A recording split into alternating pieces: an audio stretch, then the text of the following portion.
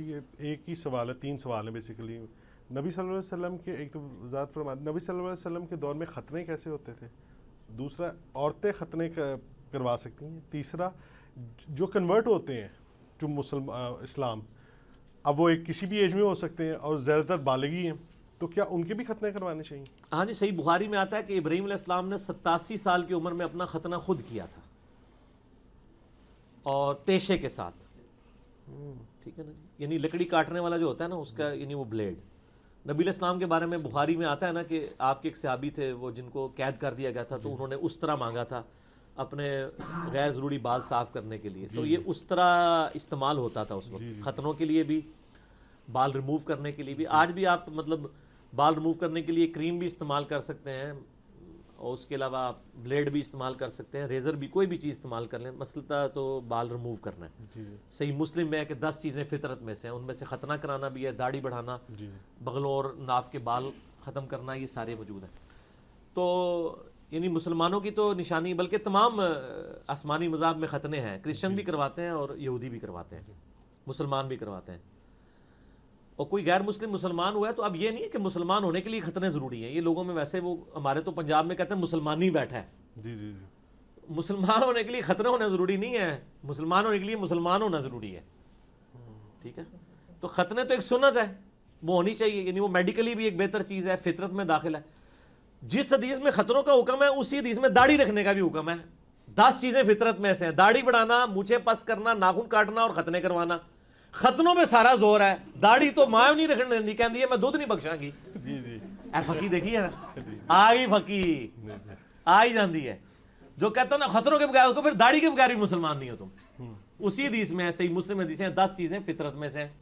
اور سورہ نساء کی آیت نمبر 119 ہے، وَلَآمُرَنَّهُمْ فَلَا يُغَيِّرُنَّ خَلْقَ اللَّهِ. شیطان نے کہا تھا میں انسانیت کو ابھاروں گا، اے اللہ تیری بنائی ہوئی تخلیق کو بگاڑیں گے.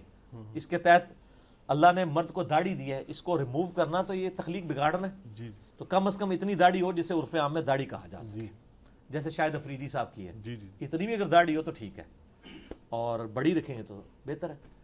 تو ختنے یعنی سنت ہیں. کوئی یعنی جوانی میں بڑا ہوا ہے تو ختنے کروا لے، اگر نہیں بھی کرواتا تو مسلمان ہی رہے گا، لیکن میڈیکلی اس کو کروا لینے چاہیے. وہ کر دیتا ہے. اور یار بواسیر کے بھی تو لوگوں کے آپریشن ہوتے ہیں نا، نہیں ہوتے؟ ہوتے. تو ختنہ بھی کروا لے، بڑی عمر کے بندے ہی کروا رہے ہوتے ہیں نا، اس میں کوئی والا مسئلہ تو نہیں. وہ ڈاکٹر کے سامنے تو وہ ساری چیزیں ایکسپوز ہو جاتی ہیں، وہ کوئی اتنا ایشو نہیں ہے. باقی عورتوں کے ختنے کے حوالے سے جو اہل حدیث میں سے بعض لوگوں نے یہ ایک مسئلہ کھڑا ہوا ہے، خصوصاً انڈیا میں ایک مولانا جو ہیں وہ عموماً اس قسم کے سیکس سے ریلیٹڈ کافی سارے کلپ چڑھاتے ہیں. انہوں نے عورتوں کے ختنے کے اوپر بھی ایک کلپ چڑھایا ہوا ہے، تو وہ روایت ہی جعلی ہے جی. ابو داؤد کی وہ روایت بہت کمزور ہے عورتوں کے ختنوں والی. تو عورتوں کے ختنے اسلام میں کوئی نہیں ہے جی، وہ روایت ہی جب کمزور ہے. امام ابو داؤد نے بھی اس پہ کمنٹس کیے ہیں. تو عورتوں کے ختنے کروائیں گے تو پھر بہت سارے اور مسائل بھی کھڑے ہو جائیں گے.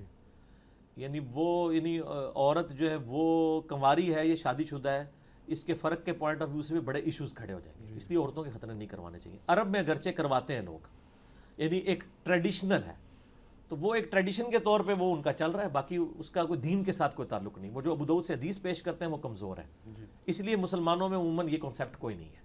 عرب میں چاند ایک اپنا ان کا ایک ذاتی شغف ہے تو وہ چل رہا ہے. ایون امریکہ کے اندر، یورپ میں جب بچے پیدا ہوتے ہیں وہ پیدا ہوتے ہی ختنے کر دیتے ہیں. اور آپ کو پتہ ہے زخم کے لیے، یعنی یہ یوریا جو ہے نا، یہ بڑی افیکٹو چیز ہے زخم کو خراب ہونے سے بچانے کے لیے. اس لیے بچے جب وہ پیشاب کرتے ہیں نا تو وہ پیشاب کی وجہ سے زخم جلدی ٹھیک ہو جاتا ہے. لوگ تو سمجھتے ہیں پیشاب لگنے سے خراب ہوگا زخم، وہ جلدی ٹھیک ہوتا ہے. اللہ نے نیچرل ایک پروسیس رکھ دیا ہوا ہے. ابھی بھی جب وہ آپ یہ وہ دیکھیں نا، مین ورسز وائلڈ دیکھتے ہیں ڈسکوری پہ، تو اس کو وہ ایک دفعہ کیٹ فش پکڑتے ہیں نا تو اس کے ہاتھ پہ وہ کاٹ لیتی ہے. اب وہ اب جنگلوں میں دوائی بھی نہیں ہے، تو وہ پھر اپنے پیشاب اس کے اوپر لگاتا ہے کہ یہ اینٹی یعنی بیکٹیریل ہے یہ چیز، اور اس کو اینٹی سیپٹک ہے، خراب کرنے کے سے بچاتی ہے، جیسے کہ سرسوں کا تیل ہے. اور یہ تو یہ پرانے لوگوں کو یہ باتیں پتہ ہیں، یعنی بڑی بوڑھیوں کو پوچھے نا تو وہ بچے جب پیشاب کرتے تھے ان کا پیشاب ان کے زخم پہ مل دیتی تھی. کیوں جی اسلام صاحب ہیں جی ہے نا. تو یہ پوری سائنٹیفک چیز ہے، اور یعنی آج تو سائنس تصدیق کر رہی ہے نا اس کی، تو وہ اس طریقے سے. تو لیکن سر جنرل پرسیپشن جو ہے آپ نے کہا ختنہ کروانا سنت ہے، واجب یا فرض نہیں ہے اس طرح، تو جنرل پرسیپشن میں اس حوالے سے کہہ رہا ہوں کہ جس طرح آپ کو پتہ یہ جب افغان وار کے اندر یہ جو انہوں نے بندے پکڑے تھے مرے ہوئے بھی یا جن کو پکڑا اور ان کو اس چیز پہ ڈکلیئر کیا گیا کہ یہ مسلمان ہیں یا نہیں کیونکہ ان کے ختنے نہیں ہوئے تھے، تو وہ یہ تو کلیم اور جنرل پرسیپشن جو لوگوں میں بھی دے رہے ہیں وہ تو یہی ہے.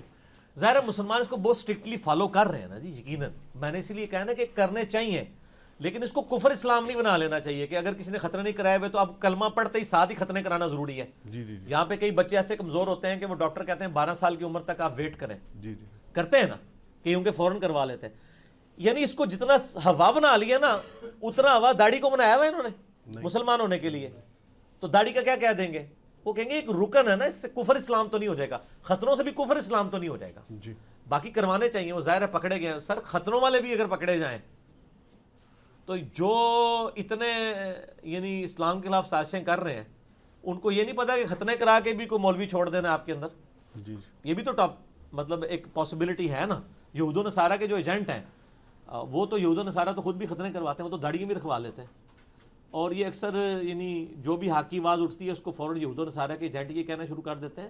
سر یہود و نصارہ کا ایجنٹ چیک کرنے کا بہت آسان طریقہ ہے کہ جو بندہ بھی یعنی میڈیا پہ آ کے کتاب و سنت کی بات کر رہا ہے نا، آپ وہ بات دیکھیں، اگر وہ کتاب و سنت میں موجود ہے پھر وہ نبی علیہ السلام کا ایجنٹ ہے، جی اللہ کا ایجنٹ ہے. جی اور اگر اس کی بات کتاب و سنت میں موجود نہیں بلکہ وہ انگریزوں کے دور میں لکھے ہوئے علماء کی کتابوں سے ہے جی تو آپ سمجھ لیں وہ انگریزوں کا ایجنٹ ہے. سر ٹھیک ہو گیا.